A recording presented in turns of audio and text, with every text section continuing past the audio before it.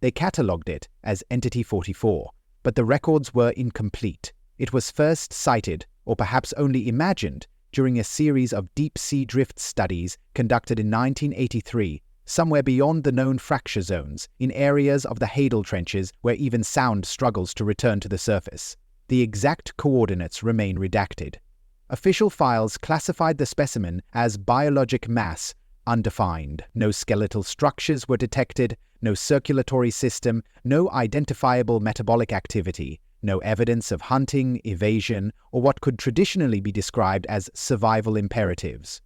It drifted, not passively, but with a form of calculated stillness, a pattern that resisted measurement, refusing to adhere to any recognized behaviors catalogued by marine biology or oceanic observation protocols.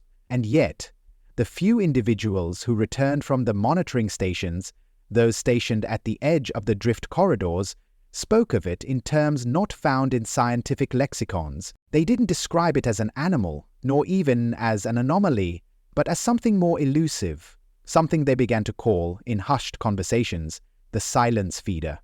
This designation never appeared in official documentation, yet among sonar operators it became an informal code, a ghost entry whispered in the empty gaps between pings.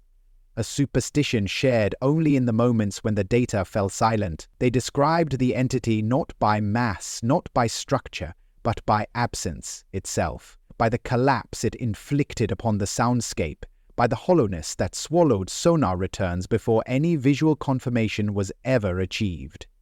To them, it was not seen, it was felt, not by the body, but within the frequencies themselves, as if the ocean had grown an eye. Attempts to monitor Entity 44 through standard observation methods failed consistently.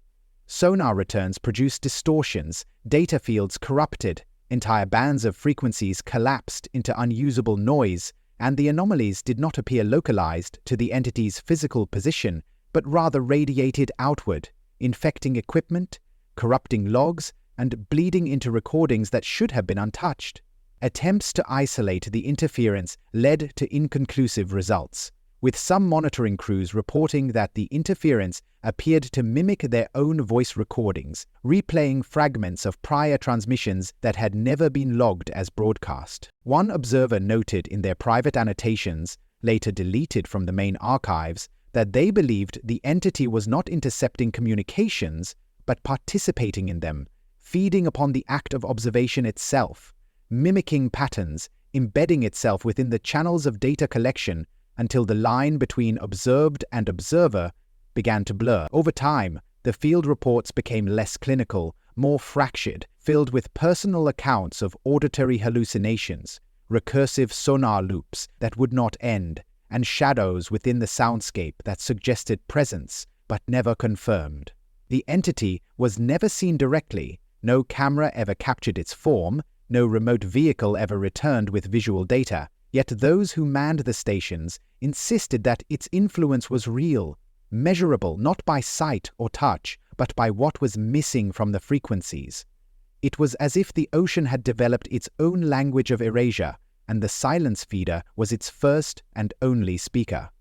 As the anomalies persisted, the vessel Orpheus, tasked with deeper monitoring of the drift corridors, initiated what would become the final set of observation cycles logged under Entity 44. Within the first 48 hours, the vessel's systems reported escalating drift errors, environmental readings failed to stabilize, internal sensors began to cross-feed data into unrelated systems, creating false positives, phantom echoes, and unreadable sonar returns that looped endlessly, as if the ocean itself had become a closed feedback system. Crew reports reflected a growing sense of dissociation, not merely with the environment, but with their own roles, their identities dissolving under the weight of recursive observation, their logs filled with increasingly fragmented statements, questioning whether they were still documenting the entity or had become part of its observational mechanisms.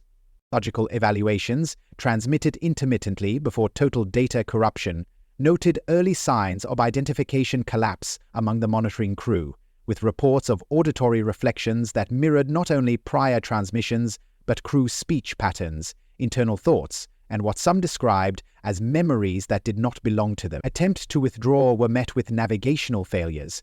Route plotting systems redirected them back into the corridors of drift, regardless of programmed course, reinforcing the belief among the few remaining crew that the vessel itself had been compromised, not by any external force, but by the entity's presence. Or perhaps, as some speculated in their final unlogged transmissions, by its absence. The Orpheus was never recovered. Its last transmission, if it can be called that, was a loop of static overlaid with a voice, one that linguists have been unable to classify, a voice that repeated no known language, but which, upon spectral analysis, matched the tonal patterns of human vocalizations, inverted, fragmented, and stretched into patterns of waiting. In the years following the Orpheus incident, the archive surrounding Entity 44 underwent silent revisions, not by formal edits, but through absence, reports vanishing, logs degrading without corruption markers, as if the data itself refused to remain coherent when attached to the entity's designation. Attempts to reconstruct the timeline resulted in recursive files, duplicated reports that contradicted themselves, looping testimonies from crew members whose names did not appear in any manifest.